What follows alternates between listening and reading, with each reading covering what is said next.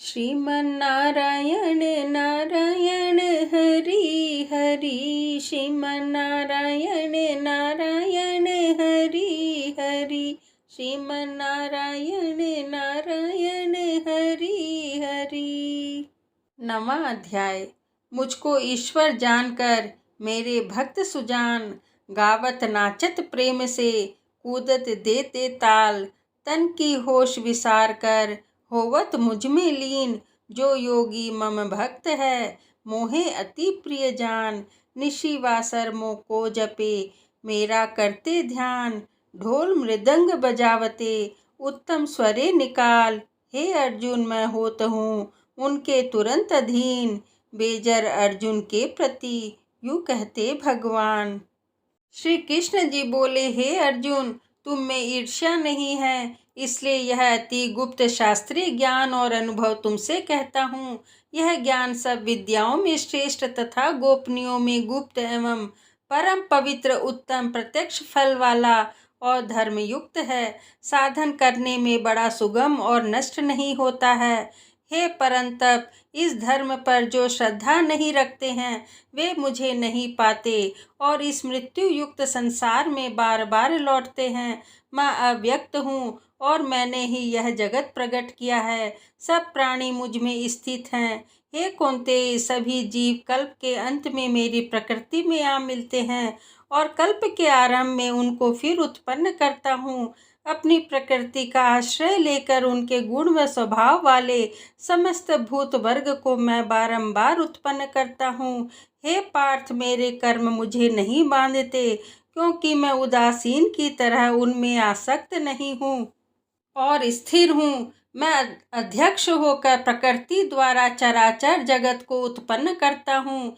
हे पार्थ, इसी कारण यह जगत बनता बिगड़ता रहता है। मूर्ख लोग मेरे परम स्वरूप को नहीं जानते हैं कि मैं समस्त चराचर का स्वामी हूँ।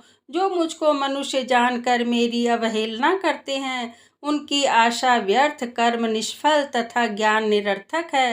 हे पार्थ, विवेकी जन देवी प्रकृति में स्थित है।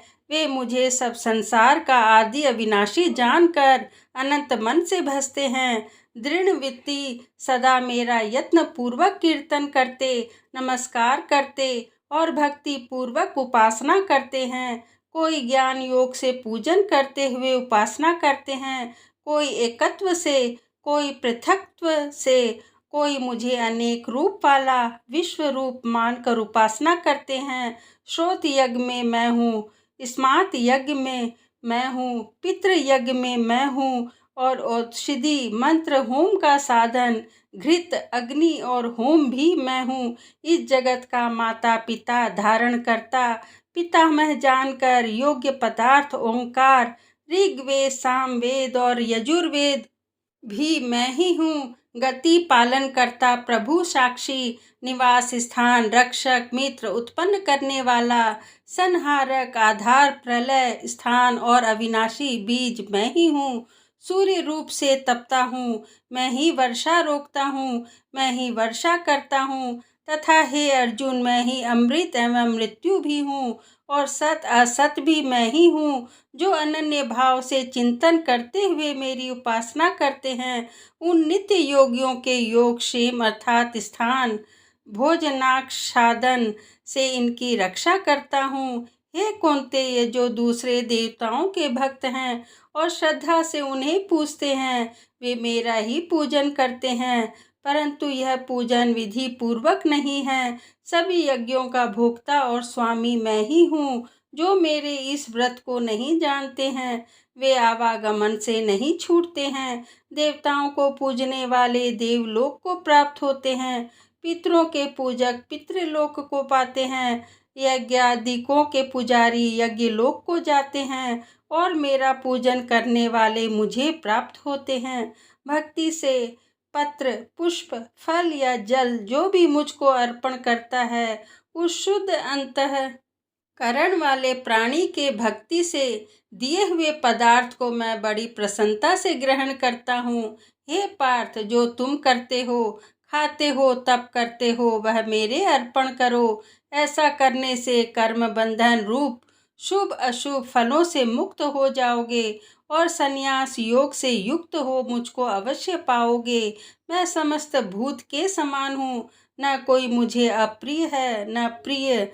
जो कोई मुझको भक्ति से भजता है वह मुझ में है और मैं उस उनमें हूँ। यदि कोई दुराचारी भी हो और अनन्य भाव से मेरा भजन करे, उसको मैं साधु ही मानता हूँ, क्योंकि उसने उत्तम मार्ग ग्रहण किया है। वह शीघ्र ही धर्मात्मा होता है और चिरस्थायी शांति को पाता है।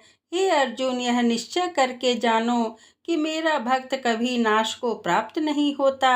हे पार्थ, मेरा आश्रय पाकर नीच कुल में उत्पन्न स्त्रियां, वैश्य और शूद्र भी उत्तम गति को पाते हैं। जो पुण्यवान भक्त राजश्री और ब्राह्मण हैं, उनकी तो बात ही क्या है। अतः इस नाशवान और दुख भरे संसार में जन्म पाकर तुम मेरा ही भजन करो, मुझ में ही मन लगाकर मेरे भक्त बन जाओ। फिर मुझे नमस्कार कर मुझ में ही लौ लगाए रहकर मुझ में ही लीन हो जाओगे। ओम नमो भगवते वासुदेवाय नमः। ओम नमो भगवते वासुदेवाय नमः। ओम नमो भगवते वासुदेवाय नमः। इस तरह 9वें अध्याय का पाठ संपूर्ण हुआ। 9वें अध्याय का महात्म्य। श्री नारायण जी बोले, हे लक्ष्मी जी, दक्षिण देश में एक भाव सुशर्मा नामक शूद्र रहता था। वह बड़ा पापी और मांस मदिरा आहारी था। एक दिन मदिरा पीने से उसकी देह छूट गई और मरकर प्रेत बनकर एक वृक्ष पर बैठ गया। एक ब्राह्मण भी उसी नगर में रहता था। दिन को भिक्षा मांगकर स्त्री को ला देवे।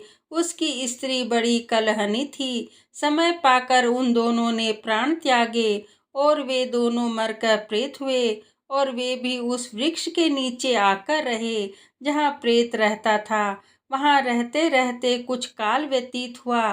तब एक दिन उसकी स्त्री पिशाचिनी ने कहा, पुरुष पिशाच, तुमको कुछ पिछले जन्म की खबर है? तब पिशाच ने कहा, खबर है, मैं पिछले जन्म में ब्राह्मण था। तब पिशाचिनी ने कहा, तूने पिछले जन्म में क्या साधना की थी कि उसकी तुझे खबर है? तब उस पिशाच ने कहा, मैंने पिछले जन्म में एक ब्राह्मण से आध्यात्म सुना था। तब फिर पिशाचिनी ने कहा, तूने और कौन सी साधना की थी तथा वह ब्राह्मण कौन था और वह आध्यात्म कर्म कौन सा है जिसके सुनने से तुझे पिछले जन्म की खबर है? पिशाच ने कहा, मैंने और कुछ पुण्य नहीं किया, केवल गीता जी का श्लोक श्रवण किया है। उसका प्रयोजन यह है कि एक समय अर्जुन ने श्री कृष्ण से 3 बातें पूछी थी जो गीता जी के 9वें अध्याय में लिखी हैं। वह 3 बातें पिशाचिनी ने पिशाच से श्रवण करी। इन बातों को सुनते ही एक और प्रेत उस वृक्ष से निकला। उसने कहा, अरे पिशाचिनी, यह 3 बातें फिर से कहो जो अभी सुना रही थी। पिशाचिनी ने कहा, तू कौन है? मैं तुझे नहीं जानती। मैं अपने पति से पूछती हूँ, वह कर्म कौन था जिससे पिछले जन्म की याद रही? तब उसके पति ने पुनः तीनों बातें सुनाई, जिनके सुनते ही वे तीनों प्रेत योनि से छूटकर देवदेही धारण कर विमानों पर वैकुंठ को गए। श्री भगवान जी बोले, हे लक्ष्मी, यह 9वें अध्याय का महात्म्य है। इस तरह 9वें अध्याय का महात्म्य संपूर्ण हुआ। जय श्री गीता माता की जय। जय श्री कृष्ण भगवान की जय। श्रीमन नारायण नारायण हरि हरि। श्रीमन नारायण नारायण हरि हरि। श्रीमन नारायण नारायण